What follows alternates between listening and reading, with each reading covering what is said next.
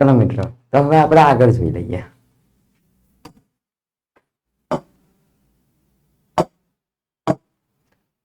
શું છે ટોપિક? વસ્તી વૃદ્ધિ. ચાલો તો જોઈ લઈએ આપણે.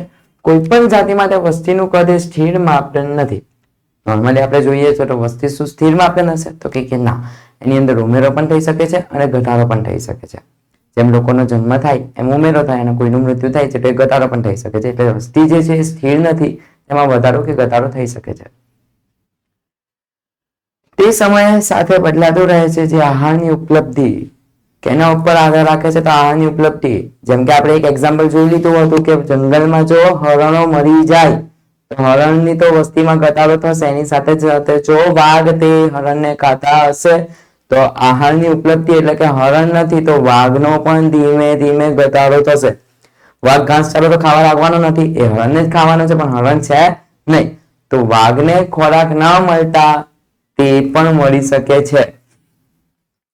પરભક્ષણના પ્રભાવ એઝ યુઝ્યુઅલ વાઘની વસ્તી વધી જાય બટ ઓબ્વિયસલી વાઘ જે છે એ શિકાર કરવાનું છોડવાનું છે નહીં, તો વધતા જતા વાઘ એ હરણનું મેક્સિમમ શિકાર કરશે એટલે હરણની વસ્તીમાં શું થશે? ઘટાડો થશે. એક એનું ઉદાહરણ છે પરભક્ષણનું. અને વિપરીત હવામાન સમાવેશ વિવિધ પરિબળો પર આધાર રાખે છે, જેમ કે હવા, પાણી, જમીન કેવા પ્રકારની છે તેના પર પણ આધાર રાખે છે. વાસ્તવમાં વસ્તી કિસ્સામાં થતા આ ફેરફારોને આપણને વસ્તીમાં શું થઈ રહ્યું છે તેનો ખ્યાલ આપે છે. નોર્મલી આપણે જોઈએ તો વસ્તીમાં વધારો થાય તો આપણે કહી શકીએ કે અંતર જે કઈ પરિબળો છે એ સારા મળ્યા છે.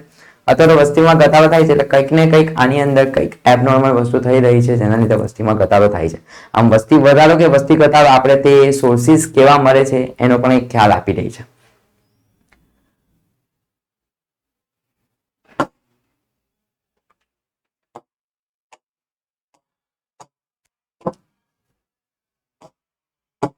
શું કહે છે? અંતિમ કારણ કોઈ પણ રહ્યું હોય પરંતુ આપેલ સમય દરમિયાન આપેલ નિવાસસ્થાનોમાં વસ્તીની ગીચતાએ 4 મૂળભૂત પ્રક્રિયાઓ પર આધાર રાખે છે, જે હું તમને અહીંયા શોર્ટમાં થોડું જણાવી દઉં. તો ફર્સ્ટ આવે જે શું છે તો એ છે જન્મદર. ચલો, જન્મદર એટલે શું? તો આપેલા વિસ્તારમાં એકમ સમયમાં જન્મ લેતા લોકોની સંખ્યા, જેને આપણે શું કહીશું? જન્મદર. એના પછી હશે મૃત્યુદર. મૃત્યુદર એટલે પણ આપેલ વિસ્તારમાં એકમ સમયમાં મૃત્યુ થતા લોકોની સંખ્યા. માનો કે એક વીકમાં 4 લોકોની મૃત્યુ થાય છે તો જે મૃત્યુદર છે એ કેટલા લોકો ત્યાં છે એની પર આધાર રાખે છે કે જેમાંથી 4 લોકો ઓછા થઈ જાય. એના પછી આવે અંતર સ્થાનાંતરણ અને બહિર સ્થાનાંતરણ. ચલો, અંતર સ્થાનાંતરણ શું એ તમને એક એક્ઝામ્પલ આપતા સમજાવી દઉં.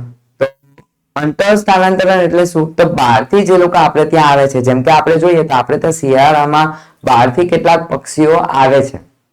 બહારથી પક્ષીઓ આવે છે તો એ શું કહેવાશે? અંતર સ્થાનાંતરણ કહેવાશે. અને બહિર સ્થાનાંતરણ એક એક્ઝામ્પલ આપીને સમજાવું તો અત્યારે નોર્મલી સ્ટુડન્ટ્સમાં ક્રેઝ આવ્યો છે કે લોકો કેનેડા, યુએસએ, ઓસ્ટ્રેલિયા ભણવા વધારે જાય છે અને એ લોકો જાય છે તો પીઆર લેવા માટે જ જાય છે, તો એને બહિર સ્થાનાંતરણ કહેવાશે. જે આપણે ત્યાંથી એ લોકો ક્યાં જાય છે? બહાર જાય છે. તો જે વસ્તીમાં શું કરશે? તો વસ્તીમાં તે ઘટાડો કરશે. અને અંતર સ્થાનાંતરણ વસ્તીમાં શું કરશે? વધારો કરશે. ચલો એક વખત અમારી આપણે જોઈ લઈએ શું છે જન્મદર. વસ્તીમાં આપેલ સમયગાળા દરમિયાન જન્મની એ સંખ્યા તરીકે ઉલ્લેખાય છે જે આરંભિક ગીચતામાં ઉમેરો કરે છે. નોર્મલી આરંભિક જે ગીચતા હશે, વસ્તી ગીચતા, એમાં જન્મદર વધારો જ કરવાનો છે. બીજું આવે મૃત્યુદર. આપેલ સમયગાળા દરમિયાન વસ્તીમાં મૃત્યુ પામતા લોકોની સંખ્યા છે જે વસ્તીમાં ઘટાડો જ કરે છે. એના પછી આપણે જોઈ લઈએ અંતર સ્થાનાંતરણ. અંતર સ્થાનાંતરણ એટલે શું? એક જાતિના વ્યક્તિગત સજીવોની સંખ્યા વિચારણામાં લેવાય છે જે આપેલ સમયગાળા દરમિયાન અન્ય જગ્યાએથી નિવાસ સ્થાનમાં ચાલ્યા આવે છે. એઝ યુઝ્યુઅલ જે એક્ઝામ્પલ આપ્યું કે શિયાળા દરમિયાન કેટલાક પક્ષીઓ આપણે ત્યાં બહારથી આવે છે, તો એક એનું એક્ઝામ્પલ છે. અંતર સ્થાનાંતરણનું એક્ઝામ્પલ છે. આ જોવા પહેલા આપણે થોડું બહિર સ્થાનાંતરણ જોઈ લઈએ અને પછી આપણે આ જરાક જોઈએ. બહિર સ્થાનાંતરણ વસ્તીના સજીવો એ સંખ્યા વિચારવામાં લેવાય છે જે આપેલ સમયગાળા દરમિયાન નિવાસ સ્થાનો છોડીને બીજે ક્યાંક ચાલ્યા જાય છે. બટ ઓબ્વિયસલી એના માટે એક્ઝામ્પલ હું આપ્યું કે કેટલાક લોકો અત્યારે હાલનો જે ટ્રેન્ડ ચાલી રહ્યો છે તેમાં કેનેડા, યુએસએ કે ઓસ્ટ્રેલિયા કે જર્મની જાય છે. આગળનું સ્ટડી માટે અને ત્યાં જ વસવાટ કરવા માટે સારી લાઈફસ્ટાઈલ સોર્સિસ અહીંયા દર્શાવે છે કે આપણે અહીંયા સોર્સિસ ભલે વધારે છે પણ ત્યાં એ લોકોને જે સોર્સિસની જરૂર છે એ વધારે મળી રહી છે માટે તે લોકો બહારની સાઈડ જાય છે એટલે કે બહારના દેશોમાં વસવાટ કરે છે જસ્ટ બીકોઝ ઓફ સોર્સિસ. ચલો હવે ફરીથી આપણે પેલા ગ્રાફ પર આવી જઈએ એટલે કે ચાર્ટ પર આવી જઈએ. શું કહે છે તો નોર્મલી અહીંયા હું દર્શાવીશ વસ્તી ગીચતા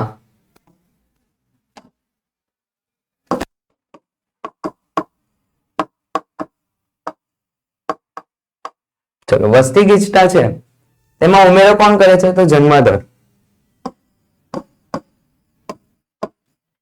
જન્મદર શું કરે છે તેમાં ઉમેરો કરે છે એટલે જન્મદર પ્લસ એટલે કે વધારો કરે છે.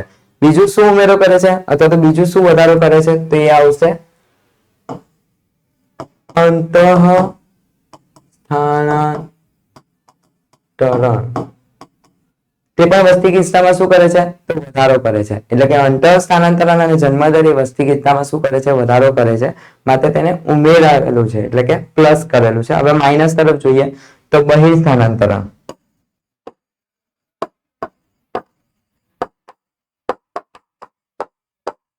અને બીજું આવશે મૃત્યુદર જે વસ્તીમાં શું કરે છે ઘટાડો કરે છે.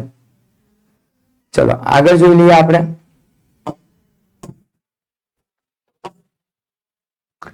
ચલો શું કહે છે તેથી જો એક સમયે વસ્તી ગીચતા n હોય તો t+1 સમય તેની વસ્તી બરાબર છે n t+1 એટલે કે t સમયની વસ્તી nt એટલે કે t સમયે જે વસ્તી હતી તે તો t+1 એટલે આપેલ વધારાના સમયમાં જે વસ્તી થવાની છે તો એના માટે સૌથી પહેલા તો જે વસ્તી હતી તે તેની અંદર શું દર્શાવેલું છે b એટલે શું બર્થ રેટ એટલે કે જન્મદર. બર્થ રેટ એટલે શું જન્મદર.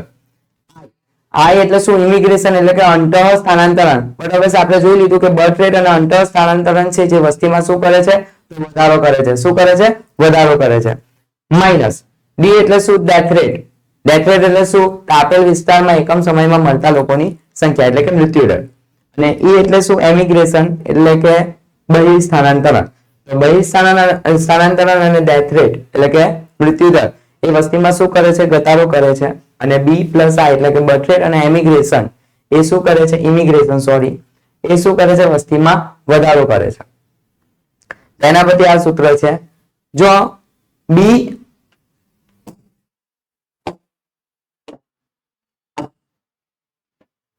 અને i એ d અને e કરતા વધારે હોય આપેલ વસ્તીમાં વધારો થવાનો છે એટલે કે જન્મદર અને ઇમિગ્રેશન એટલે કે શું અંતઃ સ્થાનાંતરણ જો વધારે હશે તો જ વસ્તીમાં વધારો થશે. જો d અને e એ b અને i કરતા વધારે હશે તો વસ્તીમાં ઘટાડો થવાનો છે. તમે ઉપર આપેલા સમીકરણમાં જોઈ શકો છો કે જન્મ લેતા સજીવોની સંખ્યા પ્લસ અને અંતઃ સ્થાનાંતરણ સજીવોની સંખ્યા એટલે કે b + i મૃત્યુ પામતા સજીવોની સંખ્યા પ્લસ અને બહિર સ્થાનાંતરણ સજીવોની સંખ્યા કરતા વધારે હોય તો વસ્તી ગીચતામાં વધારો થવાનો ને થવાનો જ છે. નહીતર તે ઘટી જશે એટલે કે d અને e વધારે હશે તો વસ્તી જે ઘટી જશે. જન્મદરને નેટાલિટી પણ કહેવાય એટલે કે b છે બર્થ રેટ અને નેટાલિટી પણ કહેવાય છે. એ જ રીતે મૃત્યુદર છે એને મોર્ટાલિટી પણ કહેવાય છે એટલે નેટાલિટી મોર્ટાલિટી ઇંગ્લિશમાં. સામાન્ય પરિસ્થિતિમાં જન્મ અને મૃત્યુ એ વસ્તી ગીચતાને અસર કરતા સૌથી આવે મહત્વપૂર્ણ પરિબળો છે જે બીજા બે પરિબળો ફક્ત વિશિષ્ટ પરિસ્થિતિઓમાં જ મહત્વપૂર્ણ છે તેમ ધારણા કરવામાં આવે છે. એટલે કે જે વસ્તી છે તેમાં જન્મદર અને મૃત્યુદર મેઇન છે. બરાબર છે કે આપણે ત્યાં 100 સ્ટુડન્ટ્સ હોય તો 100 સ્ટુડન્ટ્સ માટે એમિગ્રેટ એટલે કે બહિર સ્થાનાંતરણ કરતા સ્ટુડન્ટ્સોની સંખ્યા ઓછી હશે ગણીને 100 માંથી 5 હશે એટલે જન્મદર અને મૃત્યુદર એની સામે જન્મ લેતા લોકોની સંખ્યા 10 હોય 100 તો બરાબર છે જન્મદર એટલે કે વસ્તી ગીચતા વધારો થવાનો છે ઘટાડો થવાનો નથી. ચલો ઉદાહરણ તરીકે જો નિવાસસ્થાનમાં વસ્તી વસાવા તો હમણાં જ નવી આવી છે એટલે કે કોઈ એક નવો દેશ બનાવે છે. આ નવો દેશ જે બનાવે છે બરાબર છે એમાં 4 જણા આવે તો એ લોકો જન્મદરમાં કોઈ વધારો કરી શકવાનો નથી. તો ત્યાં અંતઃ સ્થાનાંતરણ જે આવશે એ જ વસ્તી વધારો કરશે. એના સિવાય જન્મદરના લીધે ત્યાં વધારો થશે નહીં. તો વસ્તી વૃદ્ધિમાં જન્મદર કરતા અંતઃ સ્થાનાંતરિત સજીવોનો ફાળો વધુ નોંધપાત્ર હોય છે. ચલો મિત્રો, આપણો એક ટોપિક પૂર્ણ થયો છે. હવે આપણે આ ટોપિક બેઝ જેટલા પીવાયક્યુઝ હશે એ આપણે જોઈ લઈએ. ચલો સ્ટાર્ટ કરીએ.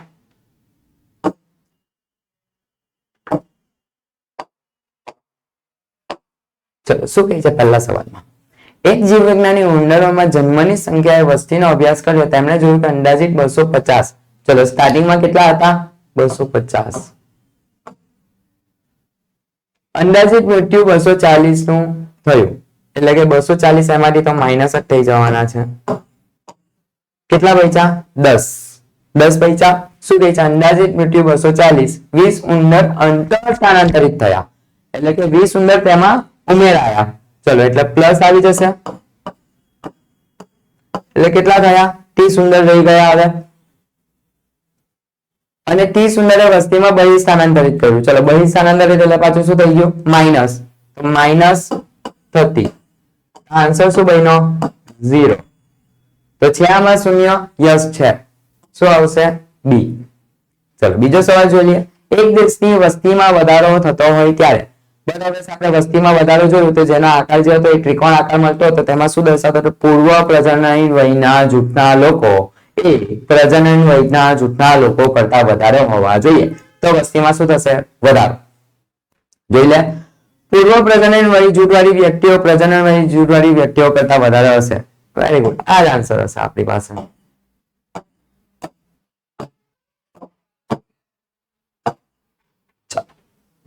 નેતાલિટી એટલે શું? એઝ યુઝ્યુઅલ મેં આગળ જ જણાવ્યું એ પ્રમાણે નેતાલિટી એટલે બર્થ રેટ એટલે કે જન્મ દર.